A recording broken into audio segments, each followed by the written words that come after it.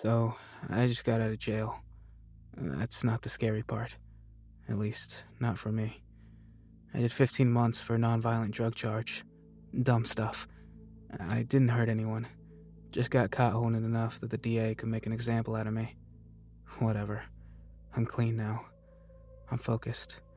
I'm trying. I got the job at McDonald's through a re-entry program. Nothing glamorous, but it's something. Pays enough to keep me in a shared room with 3 other guys in a busted AC unit. No one asks questions as long as I show up on time, don't steal, and keep my head down.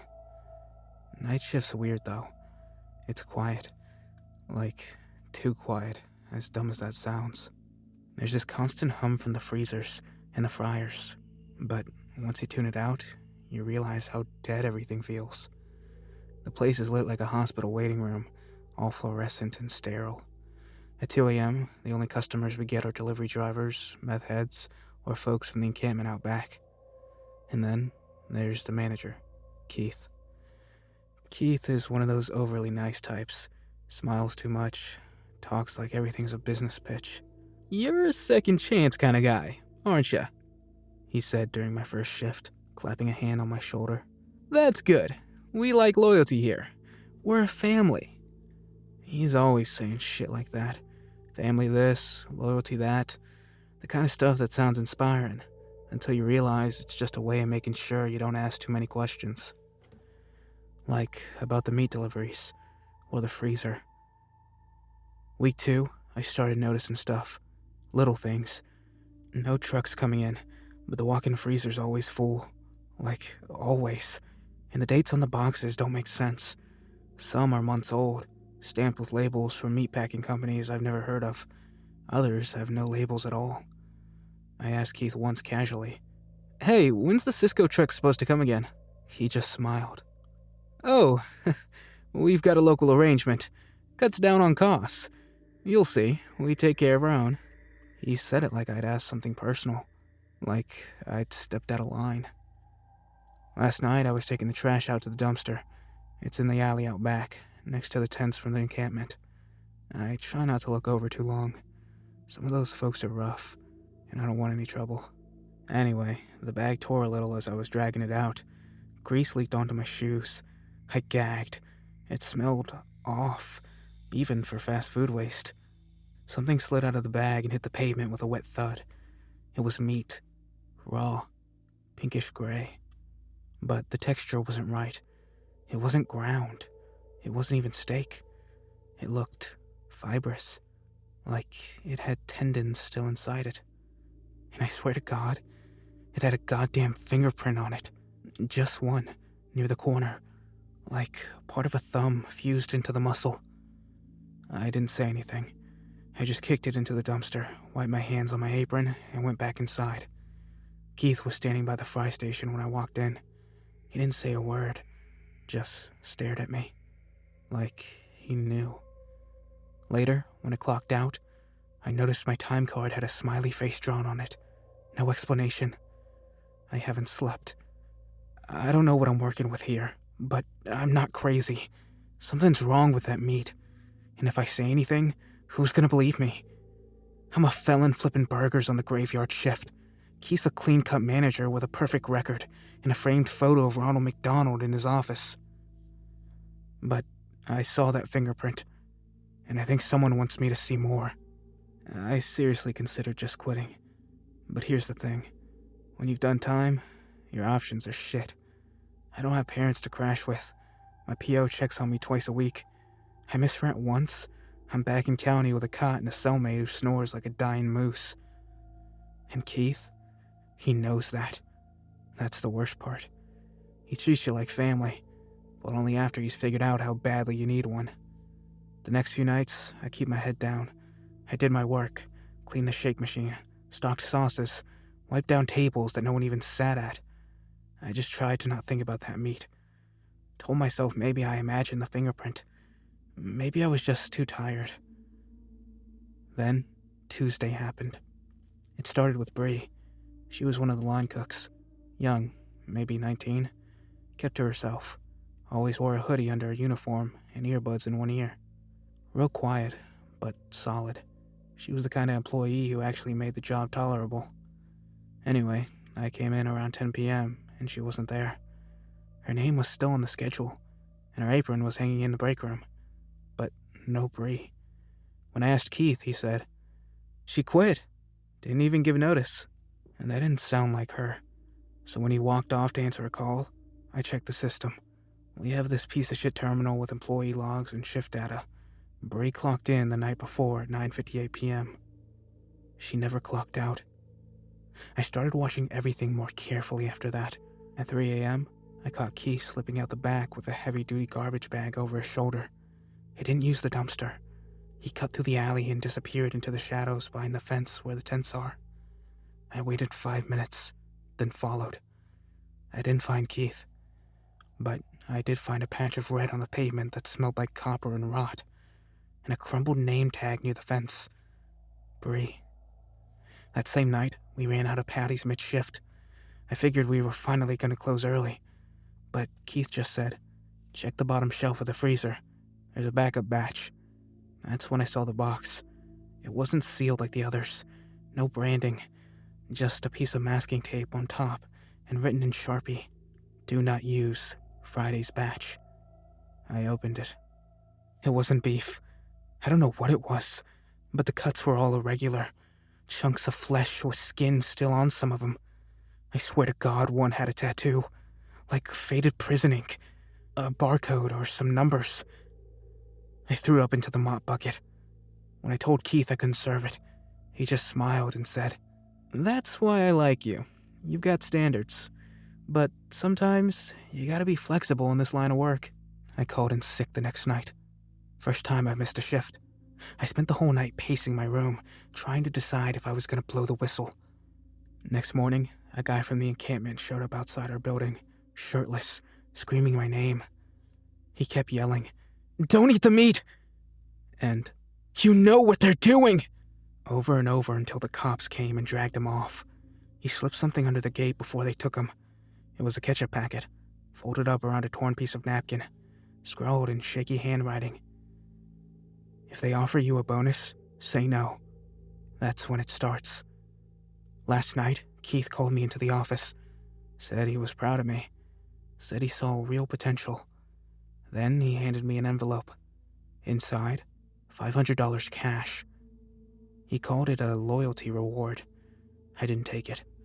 He smiled, nodded slowly, and said, "That's okay. You'll come around." When I got home, my door was open. Nothing stolen. Just a note on my pillow. "You've seen too much." I didn't sleep the night after the envelope. I lie there staring at the ceiling fan, listening to every creak of the floorboards outside my room. The house I'm renting a room in is one of those old city ones that smells like mold and cigarettes, no matter how many candles you burn. My door doesn't lock right. I jammed a chair under the handle just in case. That note? "You've seen too much." It wasn't a threat. It felt more like a countdown. When I showed up to my shift the next night, Keith was already waiting for me out front. He looked calm. Too calm. "Come with me," he said, and before I could even clock in, he was leading me through the kitchen, past the fryers, straight to the walk-in freezer. "You've earned my trust. Time for a real responsibility." He unlocked the freezer with a key I'd never seen before. The air inside was dense, colder than any freezer I'd been in. Not the sharp kind of cold, more like wet, like walking into a meat locker filled with secrets. The lights flickered once, then stayed on. That's when I saw the back door. A second door, flush with the wall, marked with a red X in faded spray paint. It wasn't part of the original setup. This was built in. Keith looked at me like a proud dad. "You're ready for the favor," he said. Behind the second door was a smaller room, a prep area maybe. Metal table, drains in the floor, heavy-duty meat hooks along the walls. The smell hit me in the teeth, rotting flesh and bleach, and something metallic that made my eyes water. On the table was a body, still warm. Male, mid-30s, maybe older. Clothes torn off. His arms and legs had been cleanly removed, like surgical. His torso was intact, but the skin was gone in sections. I could see a prison tattoo across what was left of his chest. CDCR, California Department of Corrections. I stumbled back and hit the wall. Don't freak out. He was gonna die anyway. OD'd behind the dumpster. We just made sure he didn't go to waste. He said it like he was talking about recycling. I couldn't move, couldn't speak. My ears started ringing. Keith stepped closer. We're not monsters. We're practical. The corporation knows. It's written into our internal loss policy. You think these locations break even off $1 menu items? I must have made a sound, like a whimper. He put his hand on my shoulder. Look, I know this is a lot, but you've seen what's out there. The system doesn't care about people like us. You want to stay out, stay clean, stay fed? You do what needs doing. You stay loyal. He handed me a knife. Just help me process this one. After that, you don't have to touch anything again. You'll be taken care of, for life. I didn't help him. I ran. Out the back, through the alley. Didn't even clock out. I went to the cops, told them everything. Names, dates, freezer, body, everything. They smiled politely, jotted notes. Then one of them asked for my name. When I told them, their expressions changed. Cold, professional. You on parole? One asked. I nodded. You know filing a false report can violate your conditions. I said I wasn't lying, and they just laughed. They told me to leave before I caused a problem. When I got home that night, my roommate was gone. His mattress was still there, but the sheets were gone. No clothes, no toiletries, nothing. Just an open window and a single bag of McNuggets sitting on the floor, still warm. I haven't gone back to work. I've been sleeping with a knife under my pillow, jumping every time someone knocks at the door. My phone started glitching. The screen flashes red sometimes when I open the McDonald's scheduling app. No clue if that's paranoia or something else. I don't know what to do. I tried to tell someone, and now they know I'm not gonna fall in line. The question is, what happens when you say no to the favor? It's been 3 days since I walked out of the McDonald's freezer, and I swear to God I can still feel the cold in my bones. I haven't slept. Not really. I've been staying in a cheap motel off 99, one of those places where the bed's harder than the floor, and the front desk guy stares at you too long. I leave the TV on all night for background noise, but every time it goes quiet between commercials, I swear I can hear the freezer door slamming shut again. I keep checking the news, refreshing Reddit, looking for reports of missing people, health code violations, fucking something. But nothing. Bree's still gone. My roommate? No word. His phone goes straight to voicemail. The landlord says rent was paid for the rest of the month. Cash, in an envelope left in the mailbox. Last night, someone slipped a flyer under my motel door.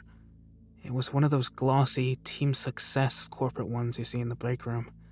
Bright yellow, McSmiles plastered all over it. Across the top, congratulations to our employee of the month.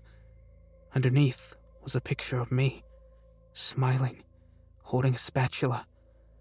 Except I never posed for that. I never took that photo. I don't even smile like that anymore.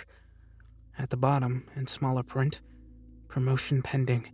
See Keith for details. So, I went back. I know, I shouldn't have. But I needed proof. Something to show the world that what's happening in that place isn't just in my head. The restaurant was dead when I got there. 3:22 a.m. Open sign buzzing. One guy asleep at a booth. The doors weren't even locked. The kitchen was spotless. Too spotless. Fryers off. No meat thawing. No prep. The freezer was unlocked. I almost turned around. But then, I saw the wall. Behind the boxes of patties, someone had cleared a space.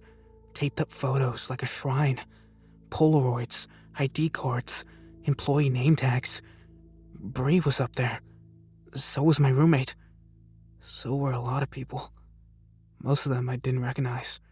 But some looked vaguely familiar. Faces from the encampment.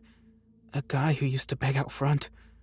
A woman I used to hand fries to when Keith wasn't looking. All gone. Below each photo was a label, not names.